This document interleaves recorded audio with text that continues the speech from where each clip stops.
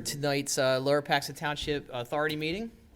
My name is David Blaine, I'm chairman, and first item of business will be the Pledge of Allegiance led by yours truly. There you go. Please rise. I pledge allegiance to the flag of the United States of America and to the republic for which it stands, one nation, under God, indivisible, with liberty and justice for all.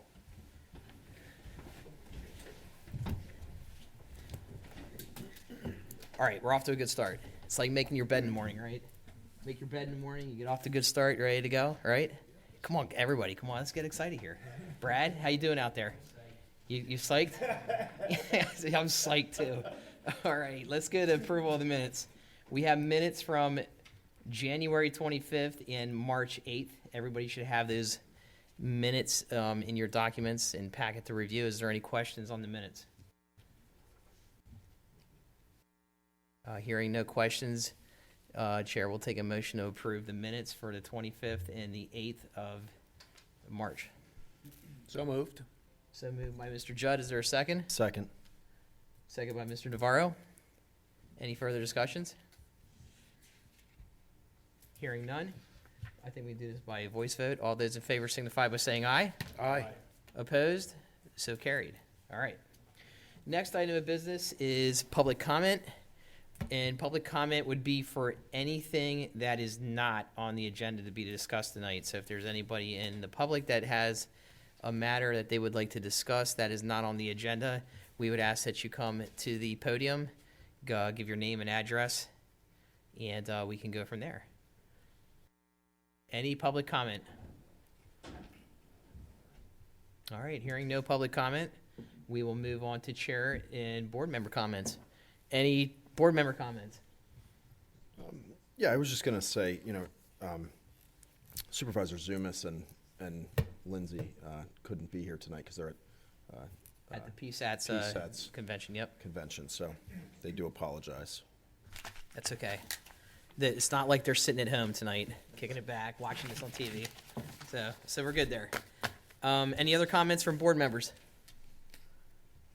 Mr. Weaver, great to see you up here, by the way. How does it feel? How does it feel? It feels good to be at the big dinner table now. It feels good to be at the big dinner table. Okay, great. We miss staff. We miss staff being up here, especially Brad. Brad always is sporting. Look at that sport that he's got on. I feel like just getting him on TV just because of that. All right, let's move on to general authority. First item of business is the approval of the independent auditor's report for 2020-21 authority financial statements. Mr. Weaver and Mr. Miller. Thank you, Mr. Chairman, members of the board. As you're aware, the Authorities Act does require the final audit be presented to the authority for their approval. You have in your packet the BSSF report on the audit of the financial statements of the Lower Paxton Authority for the years 2021 and 2020. I was pleased to have Sam for the first time since I've been here. We have Sam now, and he has done the MD&A. So Sam is here to answer questions. But in typical fashion, I will just point out that Mrs. Lindsay is not here, but she always likes to see what our cash balances are for capital projects and what our debt is. So under the financial highlights on page 4 of the MD&A that Sam prepared, you can see that we have currently stormwater capital projects for continuing for restricted and unrestricted cash balances of $51,752,000, which represents $42 million for sanitary sewer and $9.7 million for stormwater. No new debt was authorized or issued in 2021. And we did have some significant stormwater infrastructure improvements, as the board is aware, with net additions capital assets of $15.2 million. Other than that, again, Mrs. Lindsay always likes to look at the debt, and in your financial statements, all the way at the towards the end, under long-term debt, you can see that our debt has increased with the 2020 refinancing. The balance at the end of 2020 was $113 million, and the balance net at the end of 2021 is $142 million. And Sam will be working with the BSSF and to get the final report to the DCED after the authority takes action this evening. And I'll be happy to answer any questions the board has. Mr. Weaver, I was going to try to bring the audit report up, but for some reason, when I click into the link, it does not allow me to bring that up. So, unfortunately, we won't be able to bring that up. You want to do it here? Yeah, go ahead. Shelley can help you. I don't know. Here we go.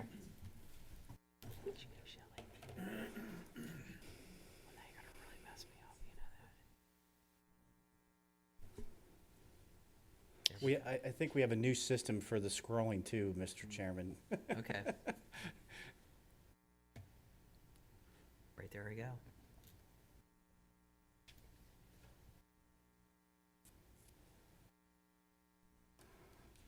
There we go. Thank you. All right. So, Mr. Weaver, just real quick, you were in the MD&A section, all right? Yeah, page 4. Page 4 of the MD&A. Yes. So under page 4 of the MD&A, that provides the financial highlights and provides the update on the cash and cash equivalents available for future capital projects. And as I indicated, we have 51 million total, with 42 for sewer and 9.7 for storm. And again, the summary of the MD&A is that our total net position did increase, and we do have significant cash and unrestricted cash for future projects, and this will all be needed for completion of the rest of our consent order projects. I think what's important to note is that the reason why we have cash surplus is because we chose to build up cash knowing that we have future projects to complete. And we want to be able to get that cash in position now to be able to take advantage of hopefully lower construction costs to be able to accelerate some of the construction work. Right. Yeah. And we do use this information to prepare the August budget and also provide the board recommended staff recommendations for storm and sewer rates 2023 budget at that time. So again, I'll be happy to answer any questions. I'm sure Sam will be delighted to answer accounting questions. I think it's important to note too, though, we are looking at refinancing debt currently, right? Not right now. We did the refinancing in 2022, but that will be reflected in next year's audit. That's the point I'm trying to say. Yes. We did refinancing just currently. It's not reflected in this 2021. year. Yes, correct. But we took advantage of rates at the lower levels now, seeing that rates are now ticking up. So that's correct. Okay. All right, good. Is there any other questions on the audit report? All right, hearing no further questions, Chair will entertain a motion to approve the auditor's report for 2020-21. Mr. Chairman, I make a motion to approve the auditor's report for 2020, 2021. Thank you, Mr. Navarro. There's a motion on the floor. Is there a second? Second. Second by Mr. Oakes. Thank you. Any further discussion on the auditor's report? Again, it's an unqualified opinion, which means it's a clean opinion. We don't have any control deficiencies that were noted, which is also good. And overall, it's a pretty standard report. So hearing no further comments or questions, I think we can do this by voice vote. All those in favor signify by saying aye. Aye. Opposed? So carried. All right. Next item of business is the approval of HRG as the consulting engineer for the PC3E and PC1F sanitary sewer and storm sewer projects. Mr. Weaver, consulting engineer, selection committee. So, turn over to you to start with there, Mr. Weaver. Mr. Chairman, as the board is aware, staff recommended back in 2021 and was authorized by the board to prepare an RFP. Mr. Nolt and I prepared the RFP, circulated to engineers in the area by public advertisement, and the committee interviewed the highest ranked selected 3 engineering firms. The purpose of this was to no longer use a sewer engineer and a stormwater engineer for design. So this RFP was just for design consulting services, and this will have some efficiencies in having a project with one one engineer to do the spec and the design. HRG was the lowest quote. Jason Hines is here this evening, and he can answer any questions. And I know, Mr. Blaine, you and Mr. Ramsey, as part of the committee, sure have a few comments as well. Yeah, so it was a tough decision without a doubt, and we started the process with a pretty lengthy proposal. The proposal gave us 7 good firms to start with that we looked at. We were able to boil that down to 3 really solid firms that we thought and felt had the right background, the right, just the right, experience of what we were looking for in this project. So we got it down to 3 really, really solid firms. We spent a good evening interviewing all 3 firms.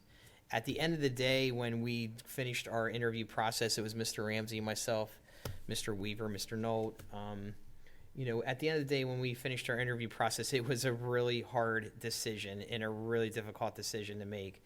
But at the end of the day, we felt that from an experience perspective with both sanitary sewer and with stormwater, that HRG brought a little bit more to the table that we felt was going to get us to where we wanted to get to with this project. So GHD, your proposal was excellent. I mean, you brought in a full team of people. We really appreciated everything you did. It was a very, very tough decision. Both firms, excellent. And as a township, I think we are really fortunate that we have 2 really, really good engineering firms working inside the township. So it's just that somebody had to be the winner, I guess you can say, right? Mm-hmm. And at the end of the day, we felt that HRG was the right choice for this project. So with that being said, we selected HRG, and we have the agreement here in place, ready to go with HRG. And is there anything that you want to add, Bill? Yes, just procedurally, the only action required by the board to effectuate the RFP, HRG already has a retainer agreement, so there is no need for a new retainer agreement. So you're basically just authorizing this project as an assignment to the existing retainer. Right. So moved. If there's any other questions from board members at this point? All right, hearing none. Is there a motion for the approval of HRG as the consulting engineer for the PC3E and PC1F sanitary sewer and storm sewer projects? Mr. Chairman, I make a motion to approve HRG as consulting engineer for the reference project. Thank you, Mr. Ramsey. Is there a second to Mr. Ramsey's motion? Second by Mr. Oakes. Any further discussion? Hearing none, I think we can do this by voice vote as well. All those in favor signify by saying aye. Aye. Aye. Opposed? So carried. Congratulations to HRG. Next item of business is Resolution 2207, authorizing attorney collection fees for delinquent sewer accounts. Yes, thank you, Mr. Chairman, members of the board. You have before you Resolution 2207 for your consideration. You may recall we've had this approval of collection procedures in adopting a schedule of attorney fees before. This is to be added to the amounts for municipal claims for delinquent sewer accounts. As you may recall, Mr. Stein is in the process of doing some collection for the first time on stormwater fee delinquencies. And Steve took a look at the old resolution and discovered that it only identified sanitary sewer in the resolution. So Steve recommended the board adopt a new resolution taking out the word sanitary because the word sewer is under the Municipal Claims Act. So having the resolution with the word sewer will allow you to file claims for either sanitary sewer or storm sewer delinquencies. I'll be happy to answer any questions on Resolution 2207. Solid catch there, Mr. Stein. Well done. Well done. All right. Are there other changes in our practice? It's just that Cleaning it up a little. verbiage. Okay. All right. I think everybody had a chance to read the Collection Procedures Act, right? Any further questions for staff or for Mr. Stein? All right, hearing none, I think we can look for a motion to approve Resolution 2207. Is there a motion on the floor? Mr. Chairman, I'll make a motion to approve Resolution 22-7 authorizing attorney collection fees for delinquent sewer accounts. Thank you, Mr. Navarro. Is there a second? Second.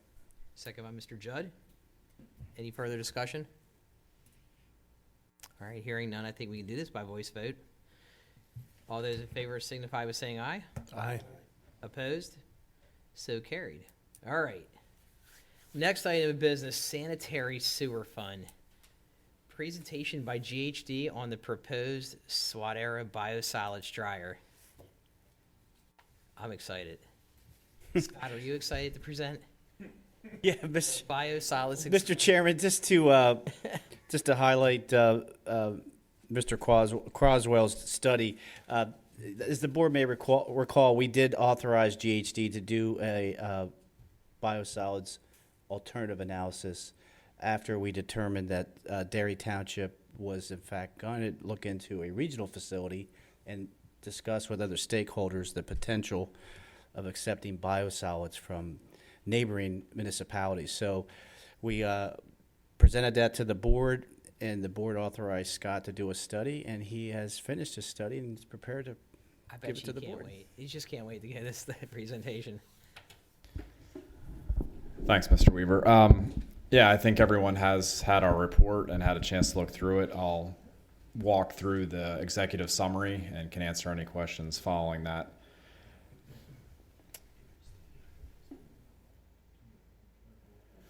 Okay, so Swatara Township Authority is looking to replace their existing biosolids dryer. The existing dryer has been in service for a little over 10 years and basically has come to the end of its useful life quicker than most dryer facilities. But because of that, they're looking at replacing it in kind. We do think that that's a sound alternative given that the infrastructure is there and the system, the building is there for that type of equipment. There's limited land space at the wastewater treatment facility. So it is, a sound alternative. It comes at a cost of estimated total project cost, and that is for the equipment, construction, and engineering at $7.75 million. The process for STA to go through that evaluation has been a bit delayed due to the pandemic and being able to visit facilities of similar installations, find the one that would be best suited for the type of biosolids at that facility. And because of that, during that time, there's also now discussion about a regional biosolids facility at the Derry Township Municipal Authority. I think because of that, GHD went through and evaluated the report that had been done on by Brown and Caldwell for the Derry Township Municipal Authority, and we reviewed that and compared that to the report that was done for STA. So we now have two alternatives, and it does appear that economically the regional biosolids treatment and handling facility would be less expensive on an annual basis. And because of that, we do believe it makes sense for Lower Paxton Township to have discussions with STA and evaluate those alternatives together. Okay. So I can get into, Mr. Blaine, I can get into details of cost if you would like me to, or I can just entertain questions from the board. I think we're a little familiar with what's going on here. I'm fine with you giving a little bit of details on the cost. Why don't you go ahead and do that, Yeah. just for education purposes? So if we could go to page 7 on the report. Keep going. It's the last On page. the report, okay, not the PDF, okay, sorry. There about you that. go. Okay. So the STA dryer would be a large capital cost. If we amortize that cost, and the portion that would be responsible, Lower Paxton Township's responsibility, that cost on an annual basis would be $268,000. There's also O&M costs associated with that. There's a lot of components that we could look at, but we just looked at sort of the highest cost component, and that is the auxiliary fuel that would be used to essentially dry the biosolids. That portion would be $84,000 per year. So the annual cost for the facility at STA would be approximately $350,000 per year. The Regional Biosolids Facility Alternative 2 at the Derry Township Municipal Authority, there would still be some improvements that would be required at STA, but to a much lower extent. And that would be to basically provide a facility that they could dewater those biosolids and then haul them to Derry Township. And that cost would be approximately $29,000 per year. We've done this at a very high level. We would need to go through those alternatives with STA. And then preliminarily, Derry Township has put out some preliminary costs for tipping fees and what they would charge users to bring their dewatered biosolids to their facility. They have a memo that they've issued that shows $22 a wet ton. We did a sensitivity analysis because there's still some planning and things still need to be refined, but we looked at costs up to $40 a wet ton. And with that, those costs would be $57,000 to $104,000 per year, for a total annual cost of $150,000 to $200,000 per year. So on an annual basis, you're looking at anywhere from $150,000 to $200,000 of savings per year. I think what's important about this study is that, from a due diligence perspective, if we don't take the initiative to look at both options here, shame on us. So I think that this is important. That I think, thank you for doing the study. Thank you for doing the research on this. I mean, clearly it outlines that there are some significant differences and variances here in fees, and we need to take that next step and have those discussions with STA as well as Derry Township. Yeah, Mr. Chairman, members, if there's no other questions for Scott, just staff comments, there's no action needed on the report. This is just for the board to consider. The only quick question I would have, Mr. Yeah. Weaver, is the Derry Township facility, the tipping fees, is that ultimately dependent on how many municipalities end up taking part? No, not from the information that we've received to date. They're gonna set that, and they're gonna find users that are interested in hauling to their facility. But as we understand it right now, Mr. Judd, that's a flat rate that's not going to be dependent on how many users they have. They're getting this unit at a reduced cost because it's already been built. It's a pilot demonstration unit that's on this, basically ready now to be. So they assume one way or another they're going to get business. That's right. They're going to get, okay. We looked at that sensitivity analysis because there are some modifications to the equipment that might have to get done. The handling facilities to actually receive that truck biosolids at their facility, and we just wanted to be conservative. I believe, Scott, the study that they did, Brown and Caldwell, is not complete because they did engage a separate company, Material Matters, to do a stakeholder evaluation. To answer your question about the tip fee as well, they're assuming, correct, that people are going to come, but this Material Matters is going to confirm that, and their job was to go out and talk to all the stakeholders and confirm, yes, we're interested at this tip fee. Is that correct, Scott? Is that what you understand? Yeah. Yes. Well, just echo what the chairman said. This, obviously, we have to look into this. The people in this township they're willing to pay for good sewer service, and we're rebuilding the entire system, and we have a lot of plans in place to do that, and this is a no-brainer as far as what we have to look into and consider. That, yeah. So, Mr. Judd and the board members, specifically then, if it is the consensus of the board, Scott's recommendation is a report that the board consider both alternatives, the Dryer, Swadera, and Derry, Unfortunately, at this point, Swadera is not considering both alternatives. They are moving ahead with this, the dryer. So it's our recommendation that the board authorize Scott and I to write a letter Mr. Chairman would sign, requesting that we placed on their agenda for their May 18th meeting. They meet the third Wednesday of every month, and their next meeting is May 18th. So at this time, we're just asking for a general consensus that we can go ahead and request that we be placed on their agenda so Scott can show him his findings. All right, thank you, Mr. Weaver. Is there any questions in regards to Mr. Weaver's request?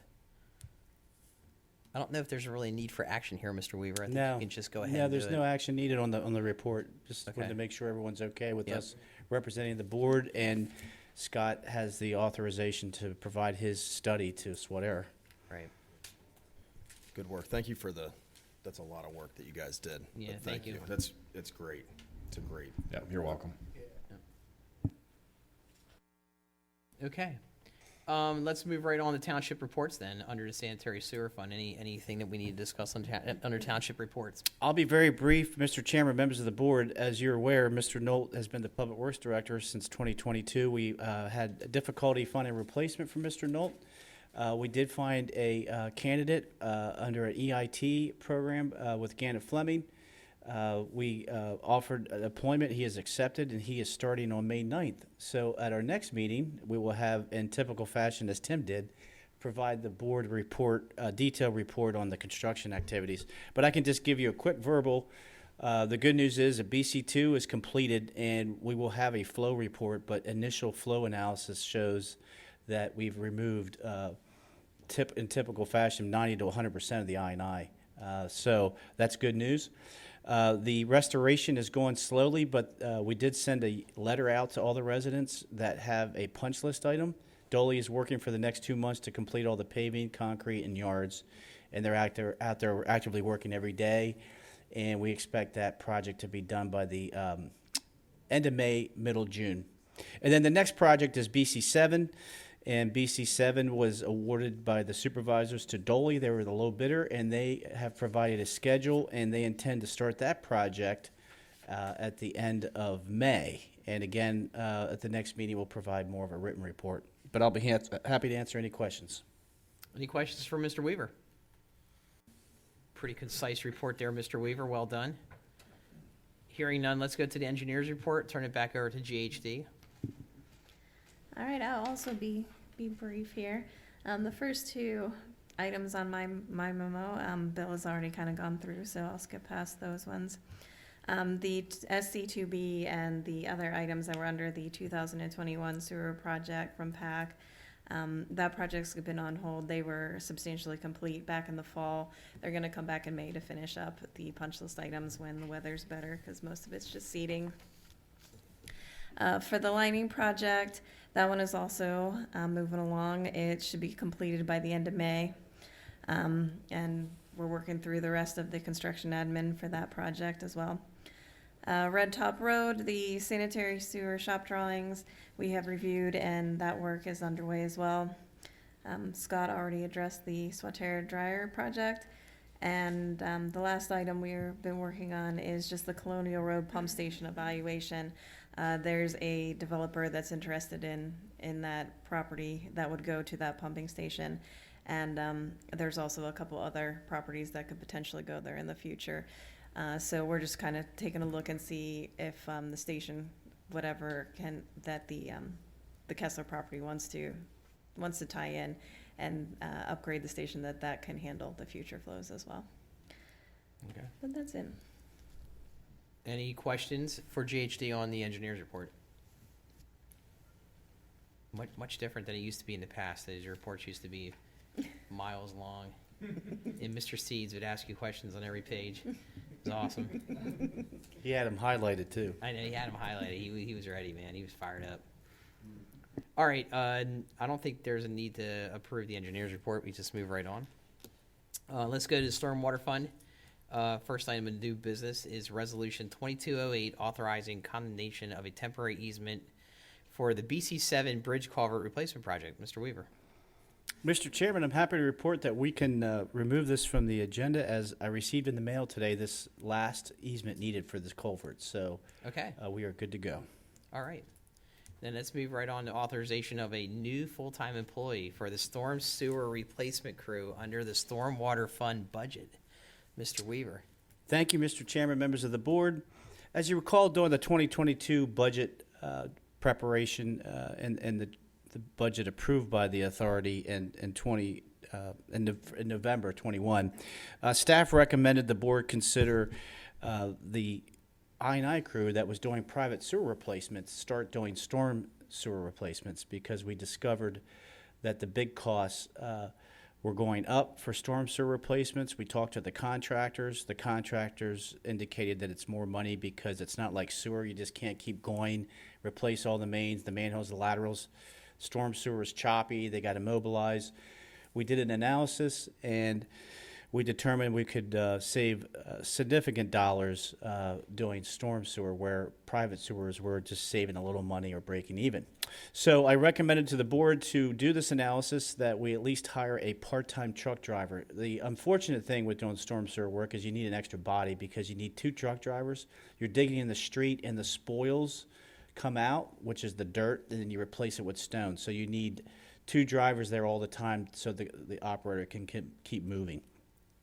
What we didn't anticipate was COVID and the truck driver costs. You can't just hire a person part-time. You have to hire the person in the truck, and vice versa. You just can't get a truck. They have to have the driver with it. So those costs went up, and those costs are $85 an hour.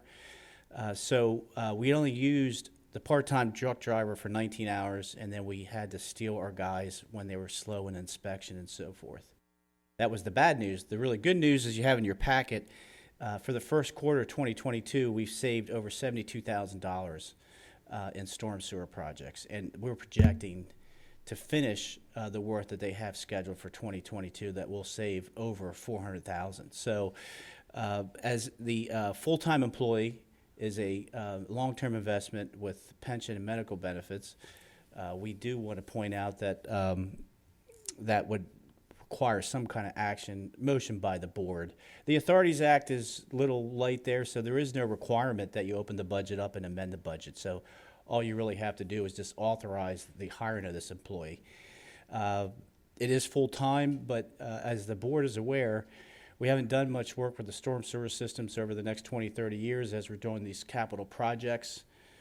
We will be using our staff and doing as much as possible to eliminate the big costs. As you know, the current program is, as we're doing these mini basin projects, you have to do the storm sewer replacement because you're paving the street. So you can't just replace the sewer, have these failing storm sewers, and Jason can tell you and has stated at other meetings that you have the threat of having sinkholes when the whole bottom's rotted out. So we do anticipate this crew working every day for extended decades to do these sewer projects. We do have, again, the consent order does go out to 2032, so we have defined projects for the next 10 years.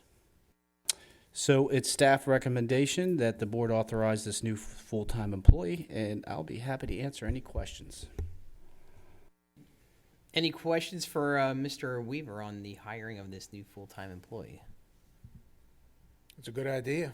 If these numbers are to be believed, and of course they are, it's a good idea. Yeah, I believe it is. The numbers really aren't that complex. I mean, just take the equipment and amortize it, and most of these jobs are labor and materials. I mean, so there's not a whole lot to it.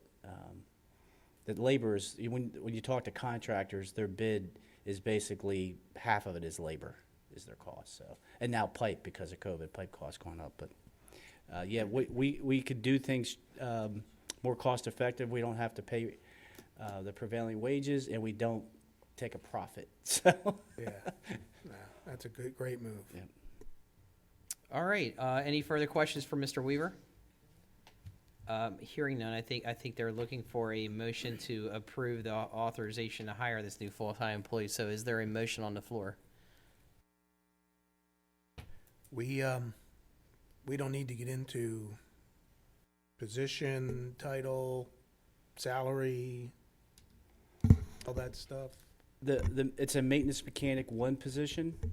Thank you for that. I apologize I didn't put that in there, but yes, you would authorize the hiring of a new full-time maintenance mechanic under the ASME bargaining unit agreement. Thank you. Yeah. All right. Well, then I'll make the motion.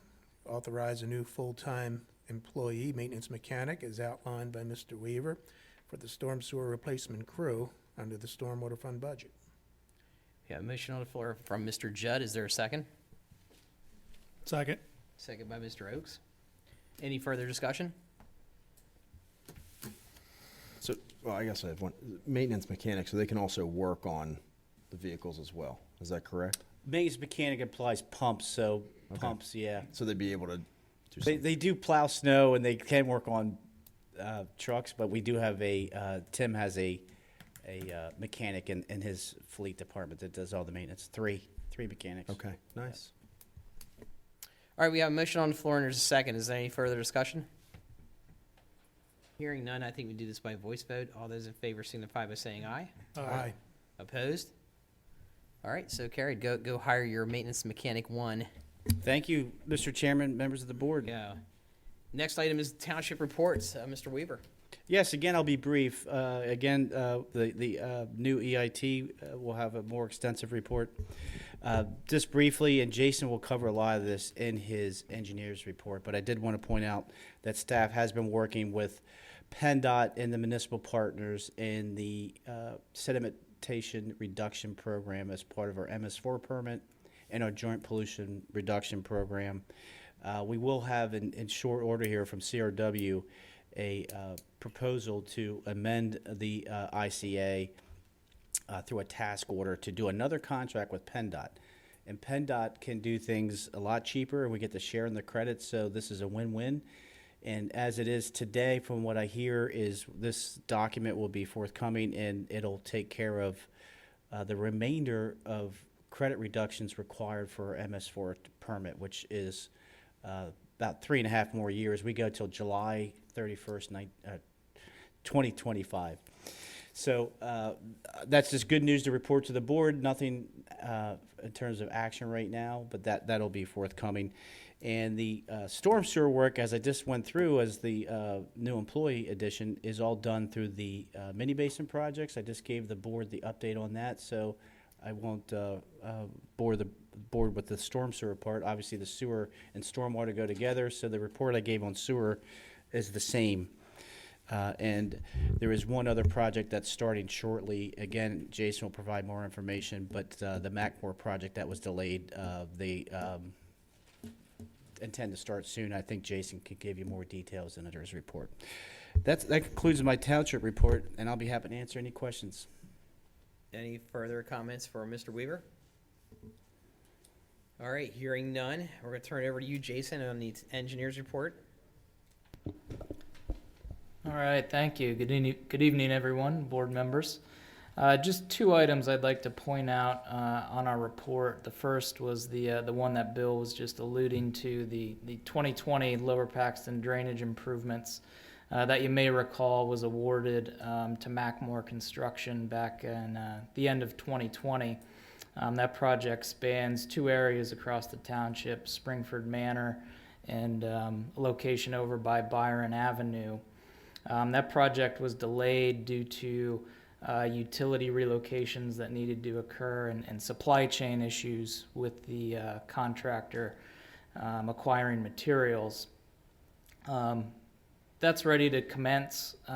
We're administratively working with the contractor on a change order to extend the contract times and to adjust the contract price for some significant but justifiable items related to circumstances that have occurred since the time that the project was awarded. We suspect that project to start in the next couple weeks and finish by the end of this construction season. We are targeting next week's Board of Supervisors meeting for that change order, so more information will be provided to the township ahead of that meeting. The other project that I just want to touch on is the Stonebridge Apartment Stream Restoration Project. As you may recall, that was one of the projects identified in the Joint Pollution Reduction Plan to meet the sediment reduction goals established between the Paxton Creek Cooperative. That project has been progressing well. It's nearing completion. It should be completed here within a month. The majority of the earthwork, the bridge replacements, the outfall replacements will be completed within the next 2 weeks. After that, the only remaining items will be vegetative restoration and some riparian buffer plantings. So by the end of May, that project will be wrapped up, and we will just be closing out the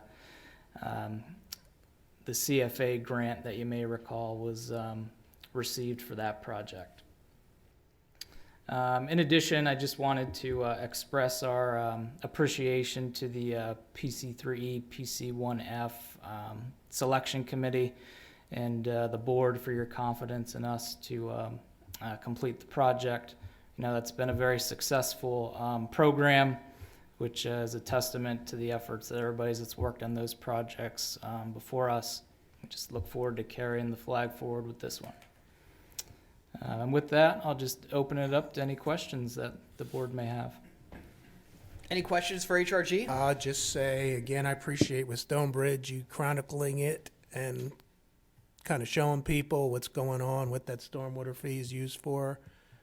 Much appreciated. I think it will help explain things to people and let them see something tangible.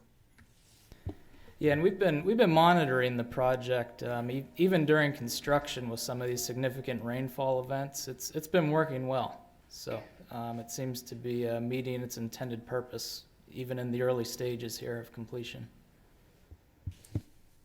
Excellent. Any other questions for HRG on their report?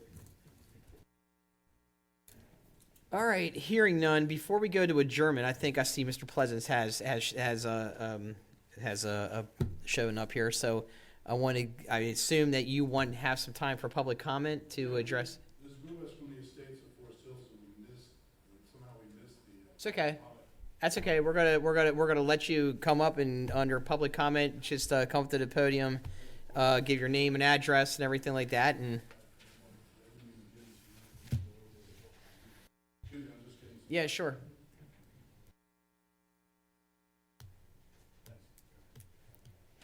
Make it quick, though, because Bill has to get home for American Idol night.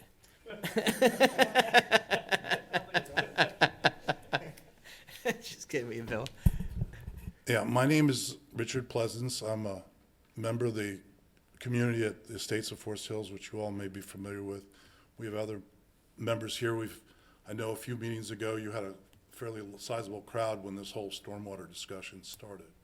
And we've been trying to work together and go over the issues that we're addressing, and we've been back and forth with Bill Weaver here on a couple of things with things before the board regarding all our stormwater easements, the private easements that we have that show up on the record plat. And generally we had some questions and things we wanted to bring to the board's attention and see if we can try to come to some understanding, because there's been an impression from that first meeting back in January, I believe it was, where I wasn't there, but a number of the neighbors came from the meeting who had these private stormwater easements that they basically inherited as part of buying their properties, that they weren't familiar with what they meant really long term. And essentially, historically, there's been an understanding that, it's the township's responsibility, just from sheer expectation given. And I know the stormwater process of approving systems and dedications and so forth has changed from one year to the other, and that essentially the underlying issue, and you guys have obviously probably already aware, but just for the sake of clarification, these private easements were identified on the record plat as just stormwater easements, and that's the extent of what they show, and they show up on all our properties. Our concern, or our issue now, is in anticipation of who's responsible for it. We've learned from, I learned firsthand, along with a couple other neighbors from meeting with Randy Allen and Jeff Klein in the field, that we own these facilities that are on our properties, and technically the responsibility falls to us for maintaining them or replacing them if something happens. Now, one of the issues with these properties, or with many of these issues with properties, some of them have fairly large storm pipes that tie from the right-of-way to the right-of-way, from the right-of-way to the retention pond. And, you know, we've got one that's 30-inch size pipes, corrugated steel, that you guys are in the middle of replacing sections in Forest Hills next door because of they've rusted out, so to speak. And we went to the expense, and have you all seen the map of all the private easements we have for the neighborhood? I have copies here just to hand out, just to refer to. I don't know. No, I think we have the map, right? Yes, the board members did receive a copy of the Yeah, map. we received a copy of the map. I can just for clarification, just so you can see the map, I have handy board. You may already have one, please.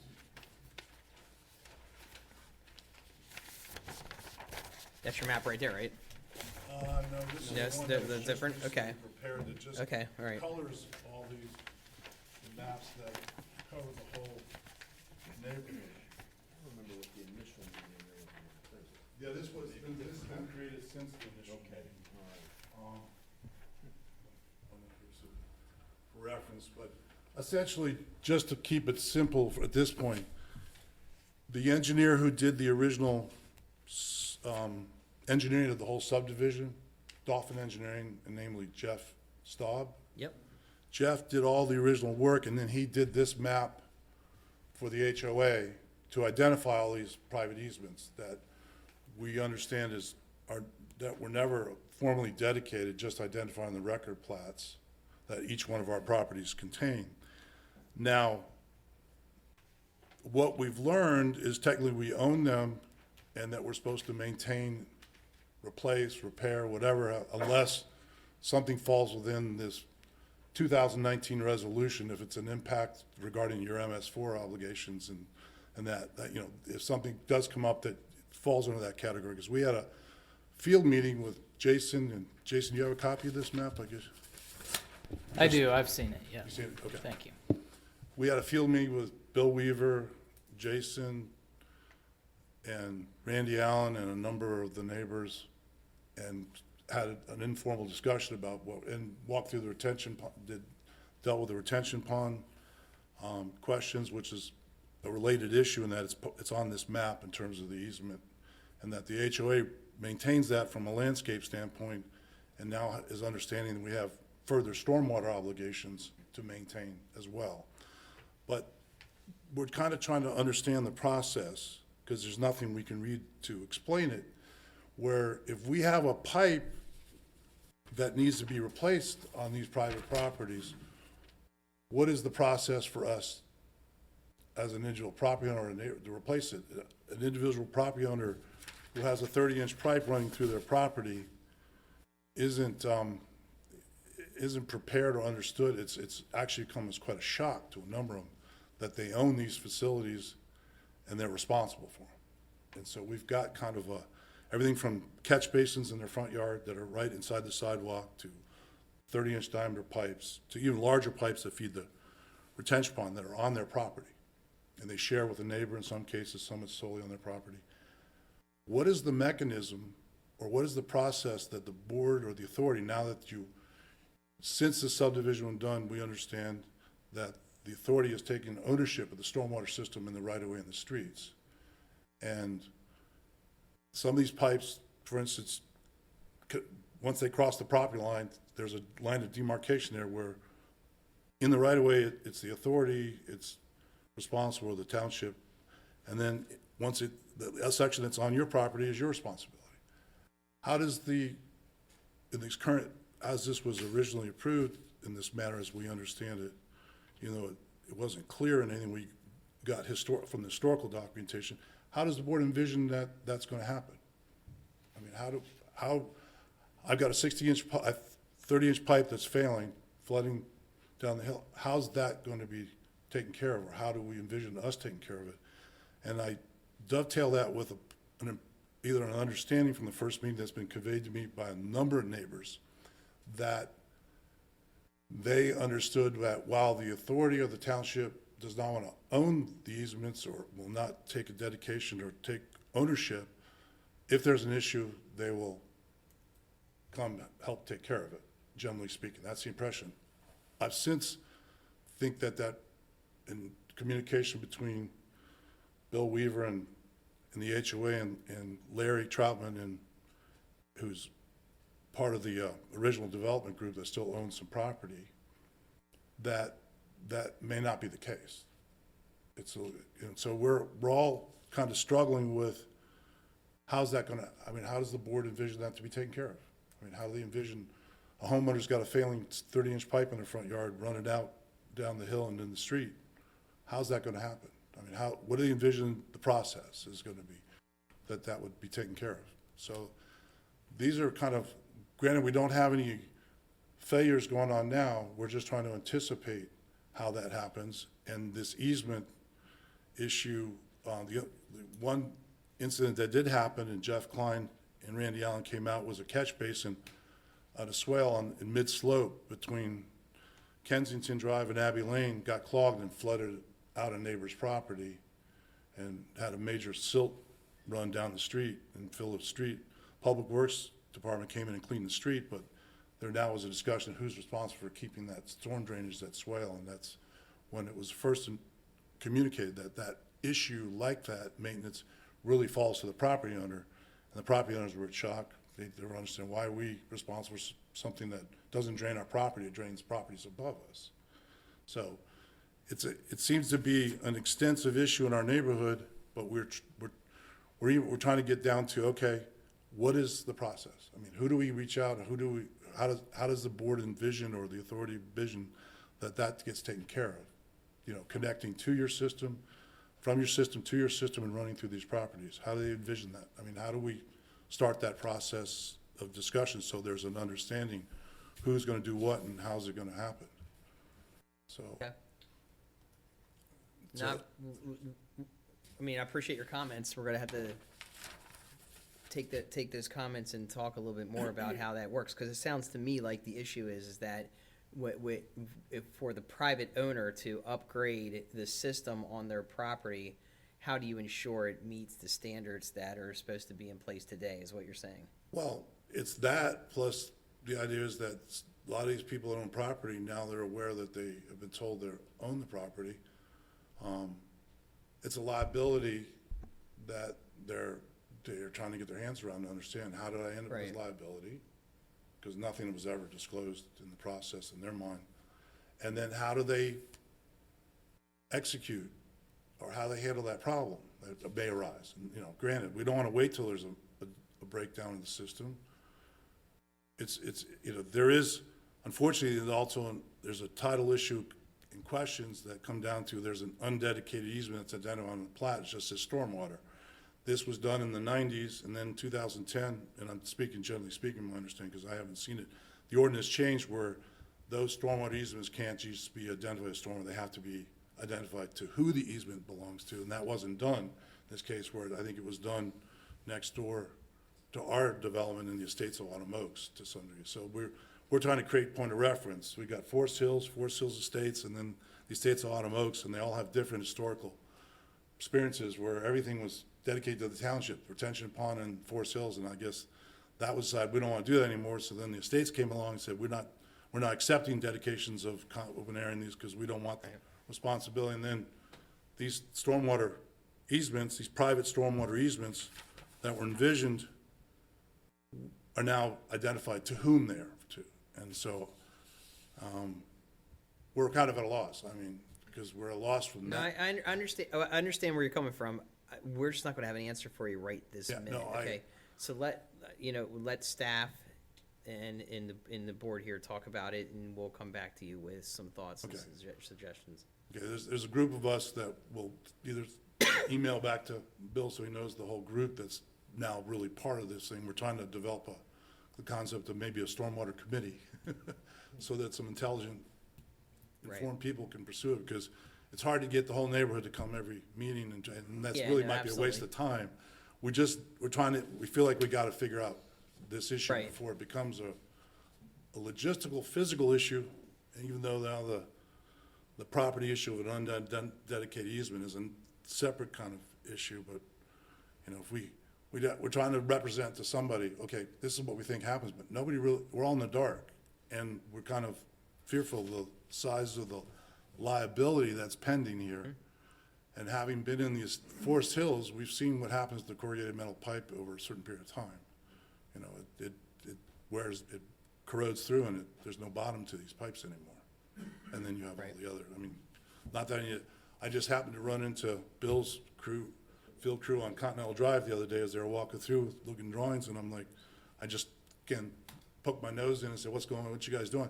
They proceeded to explain to me something that none of us understood, is that the authority, the Public Works is not part of the authority, even though they've been doing stormwater maintenance work and they drive around and do stuff, versus now your sewer crew's gonna start doing stormwater work, which was, you know, so, and I didn't realize they were separate. I always thought it's all one big happy family doing all this work, but they were, That's separate, yeah, so.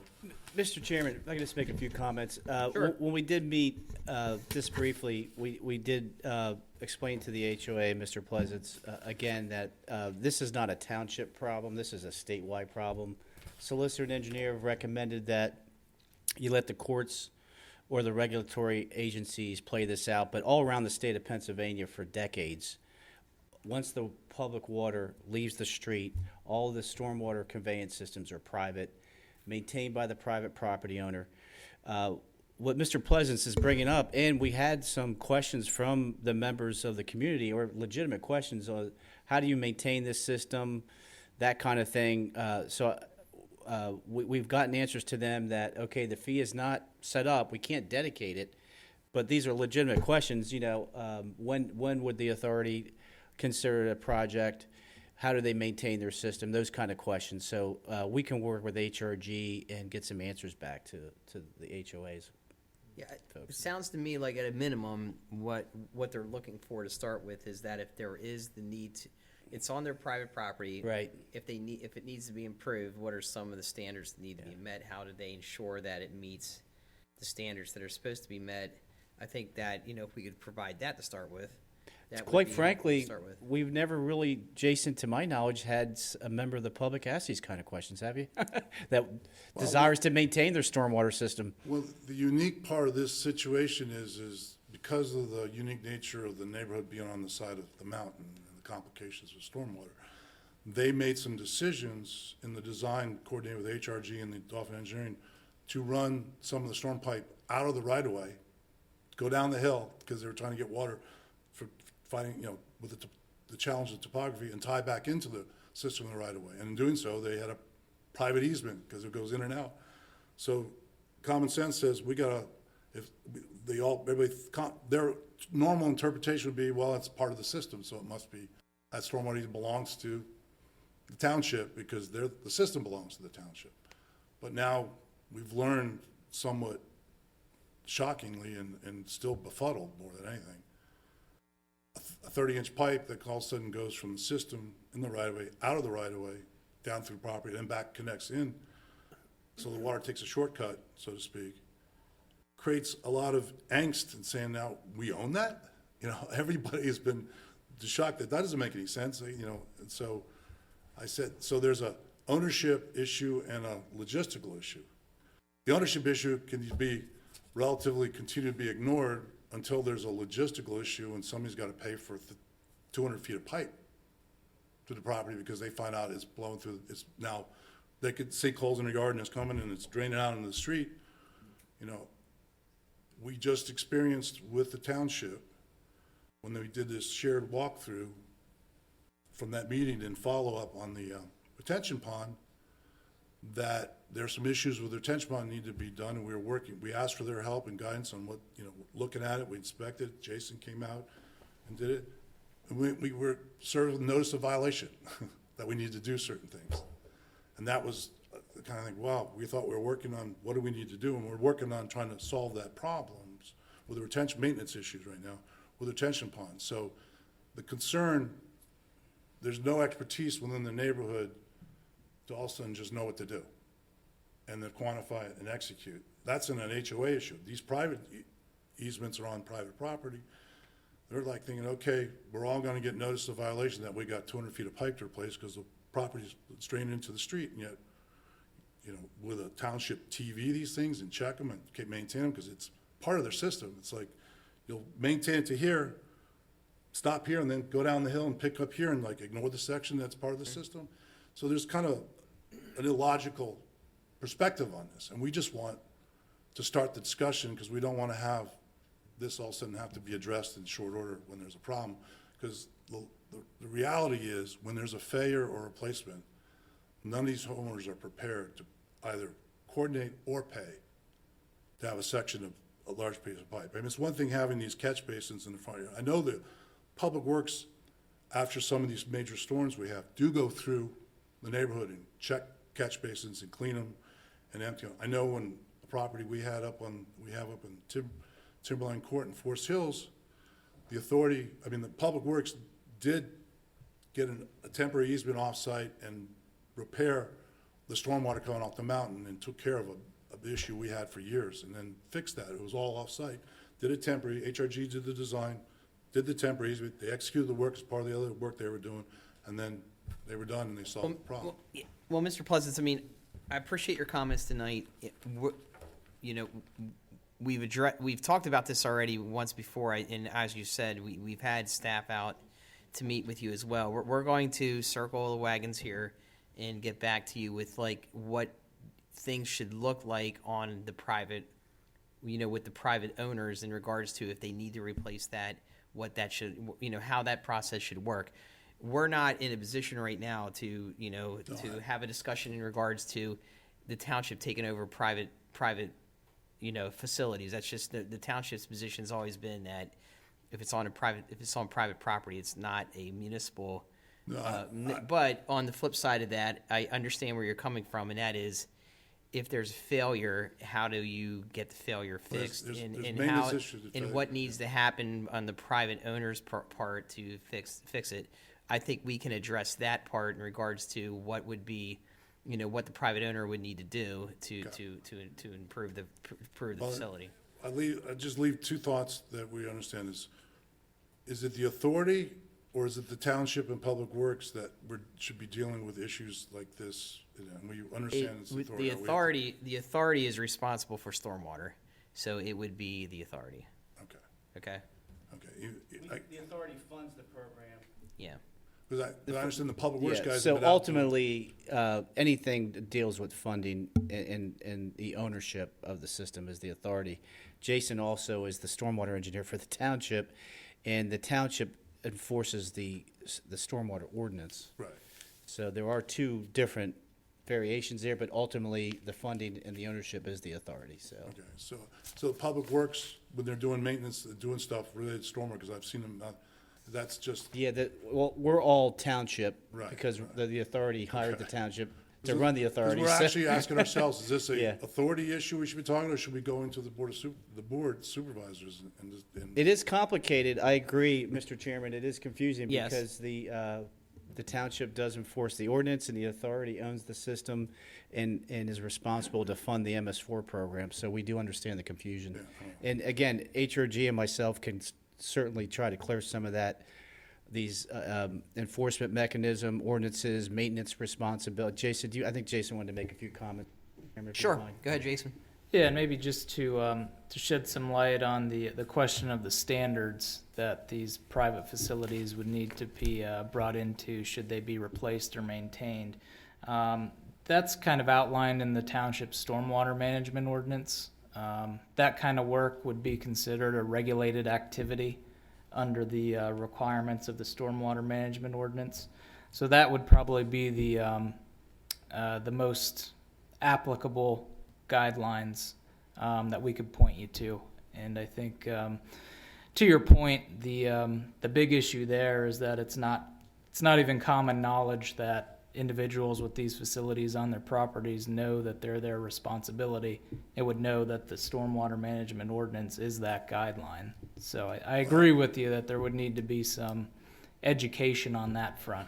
But Well, that underscores the biggest issue. There's two parts to that. People have no wherewithal or understanding that they're supposed to do something, and if they did, they're gonna be in for a rude awakening, and unfortunately are probably not in a position to even do anything, because there's a complication and there's a cost that they're, and the general perception among all these people that we talked to, and there's now a number that become aware of this, and is that, they think they're paying a bill every month. It says stormwater on their utility bill. It's a fee that this is part of the system that they're paying for, either through their tax dollars or through the fees. So it's kind of, there's a big disconnect right now. Well, unfortunately, we calculated, over here, sir, sorry, we calculated that fee not including the cost of maintaining all of the stormwater apparatus that's on private land. That fee would be different. Yeah. Well, but I guess you could understand. Oh, absolutely. I think I'm getting tired of hearing about people who don't know, who didn't know. I wouldn't have known when I bought my house. No, well, I think there's different classes of issues here. A catch basin in the front yard that's tied to the system, but we're talking, we got a number of owners that have hundreds of feet of pipe, large pipe. And we've had that before. We've dealt with that before, and we've told people the same thing, and it never gets easier. Yeah, well, it doesn't make sense, but, Yeah, I mean, I'll be honest with you. The last time you guys came in, I thought about this, and it's interesting. Now, I had a rain garden on my property, and so I knew that I was told that I had to maintain that because I built the house and I put the rain garden there and I signed for the permits, but I would not have known that, that I was responsible for that. And it didn't require much maintenance, but it was like I had to make sure that the right vegetation was there, the plant, and then, if grass started to grow over the spillway, I had to make sure that was maintained a bit. And it wasn't much, it went into my normal, mowing and whatever that I did. But if I wouldn't have known, it would have become overgrown, and you wouldn't have known that. The real problem, to be honest with you, is when you buy a property, when you purchase it, the builder doesn't tell you, hey, you have this thing running through here, and you're responsible for maintaining it, because I, the builder, signed a document saying that I would maintain it. So now I'm selling the property to you, and now you're responsible for the maintenance. Am I correct? That's how it is. So that's the real problem there. And that is a thing where, I don't know that we can't do anything about that, but that's something that I believe that, honestly, builders should be, in the future, should have to make people aware of this stuff as part of a checklist when you purchase that property. Or realtors should have to do that. That's not something that we can handle. But in all fairness, there is times that I understand that concept of a private facility that treats the stormwater on that property and how that is, because it's becoming very common from my experience that there's recorded documents, maintenance agreements, and all that are becoming part of that, because stormwater is such a major issue. And I understand that, and there should be, there's obviously some transparent disclosure issues that need to be maintained as part of that process. But what we're talking about here is certain properties that actually have large pipes going from the right-of-way to the right-of-way that were part of the original design that was approved by, designed and approved by the engineer, approved and all this stuff, that had stormwater easements, and there's nothing that spells out. Everybody, including the developer, homeowners, and even, my understanding, the builders, all thought that was part of the system that the township was maintaining. And that's because there's nothing there that says it is. So, in all fairness, everything that's been disclosed just says they have a title report before they buy the property. It says there's storm easements. It's just the water drains it's part of that system. I can understand if it's something that's contained within a property. This is the biggest, this class of issue where it's got all that. That doesn't really fall in the same, I'm not trying to be argumentative. It doesn't fall in that same, because I understand, I've got, people don't maintain the things they should and then have problems. But this is a much bigger issue of a large 200 feet of pipe going from, and the thing that Bill floated at the site meeting was, thinking out loud, I think, you know, not to hold them to this, just because it's just thoughts out loud and trying to solve the problem, is maybe that pipe should be taken out of that private property and just continue down the street and tie into the rest of the system, and we abandon, because that's ultimately some of the responses get is, well, if this belongs to me and nobody else is responsible, then I want it off my property. I don't want it anymore. I want it gone because, you know, it's not for it's for somebody else's drainage. It's not for me, so we're getting into some really theoretical, painful debates that is kind of increasing blood pressure. Understood. In the neighborhood, so. And we just, again, I've gone on and on about this. Yeah, we appreciate your comments, and we will continue to try to address the comments as best we can and come up with something that makes sense, okay, in the meantime, okay? All right. Thank you, appreciate it. Any other public comment from anybody at this point? Okay. I think that's it for tonight. Motion to adjourn. So moved. All right.